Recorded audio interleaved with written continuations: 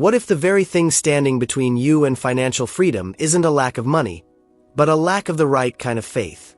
Stay with me, because what you're about to hear could completely change the way you see your situation right now. No matter how many bills are piling up, no matter how many doors have been slammed in your face, no matter how many nights you've lain awake wondering how you're going to make it through the month, there is a path forward. And today, through the intercession of Saint Rita of Cascia, we are going to walk it together. This is not a motivational speech dressed up in religious language. This is a genuine invitation into a spiritual reality that has changed the lives of countless people across centuries, and it is available to you right now, exactly as you are, exactly where you are. Saint Rita has been called the patron saint of impossible causes for centuries. And that title isn't just a piece of religious tradition. It's a testimony. It's a declaration that where human strength runs out, divine grace picks up. Her own life was marked by suffering that most of us can barely imagine. An arranged marriage she didn't choose, the loss of her husband, the death of her sons, years of rejection before finally being accepted into the convent she longed to enter. And through every single one of those trials, she didn't walk away from God. She walked deeper in. That is the model she offers us today. Not a shortcut. Not a magic prayer that automatically transfers money into your bank account. But something far more powerful. A spiritual realignment that opens the door to divine provision in ways your own planning never could. She is not a vending machine for miracles. She is a companion for the journey through the impossible. Here's what the world will tell you when you're drowning in debt. Panic. Hustle harder. Blame yourself. Spiral. And sometimes, all of those impulses happen at once, layered on top of each other until the anxiety becomes so loud you can't even hear yourself think. Saint Rita's invitation is radically different. She calls you to silence the noise. Not to ignore your responsibilities, not to pretend the bills don't exist, but to bring them before God with a kind of trust that says, I have done what I can do. Now I need what only you can do. That posture, surrender rooted in faith, not resignation, is what shifts the spiritual atmosphere around a financial situation. And make no mistake, that shift is real. It is not wishful thinking. It is a documented, testified, lived experience that believers across generations have returned to again and again precisely because it works. There is something important to understand about the nature of financial hardship that almost no one talks about in spiritual circles. Money problems are rarely just about money. Behind every stack of unpaid bills, there is almost always a deeper story. A job loss that shook someone's sense of identity, a health crisis that drained savings and confidence at the same time, a relationship breakdown that split one income into two households, a business failure that left not just debt but shame. Financial pressure has a way of attacking the whole person, not just the bank account. It goes after your sleep, your relationships, your sense of self-worth, your ability to think clearly and make good decisions. This is why the spiritual dimension of financial recovery is not optional. It is essential. You cannot think your way out of a crisis that has compromised your ability to think.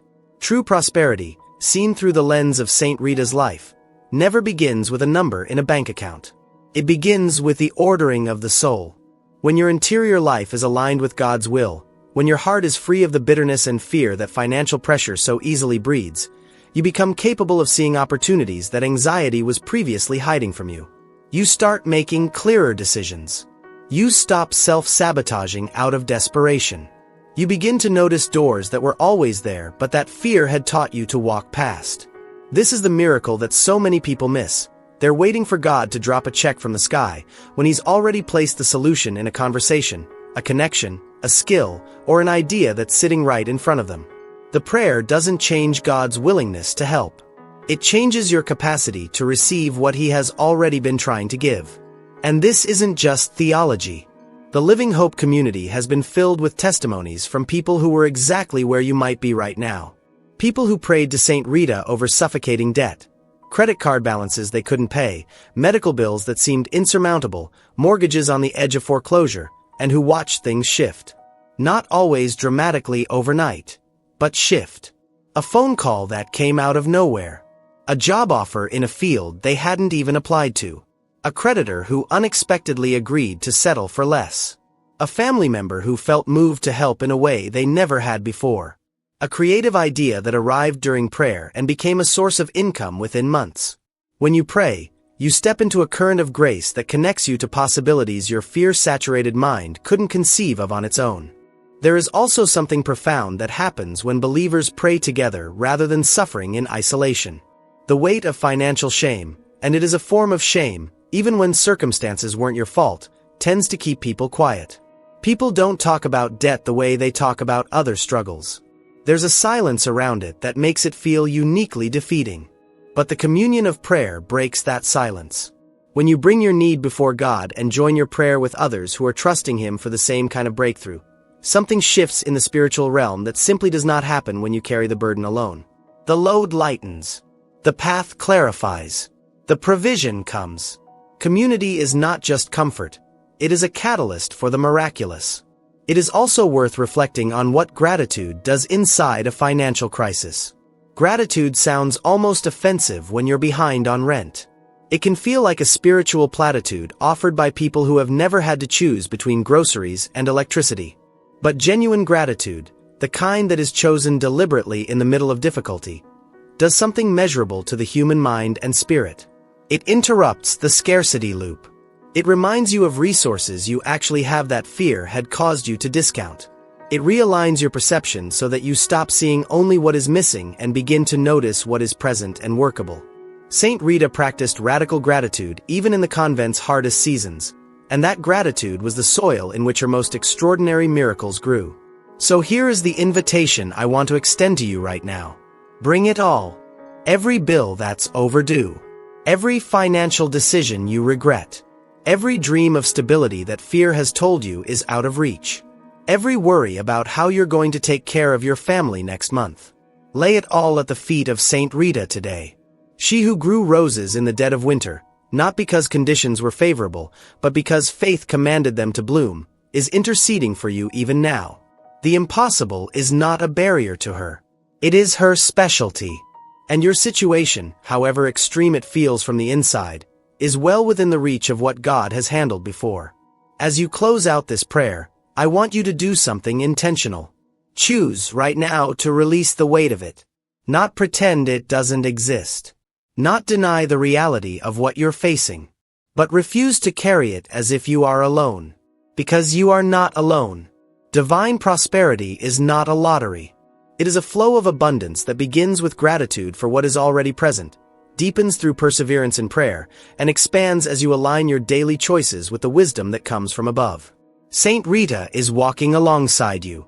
She is guiding your discernment so that when the right door opens, you will recognize it. When the right opportunity appears, you will have the clarity to step through it. And when the breakthrough finally comes, and it will come, you will look back on this moment of surrender as the turning point that made everything else possible. From this moment forward, let your story be one of turning points rather than dead ends. Let it be a story worth telling. The kind where someone who was at rock bottom chose faith over fear and watched God do what economists, advisors, and circumstances said was impossible. That story is available to you. It starts with a decision made in this moment. And the Living Hope community is here to walk it with you every single step of the way. You are not a statistic. You are not defined by your debt. You are not too far gone. You are exactly the kind of person this grace was designed for. If today's message spoke to something you've been quietly carrying, I want you to know you're in the right place. Subscribe to Living Hope right now so you never miss a prayer, a testimony, or a word of encouragement that could be exactly what you need on your hardest day. Hit the bell so every new video reaches you the moment it's released. Leave a comment below and tell us what you are believing God for, because your declaration of faith in this community is itself an act of prayer, and we will stand with you in it. And if someone in your life is fighting a financial battle they feel like they're losing, share this with them today. One prayer, shared at the right moment, can be the beginning of everything changing. God bless you. We'll see you in the next one.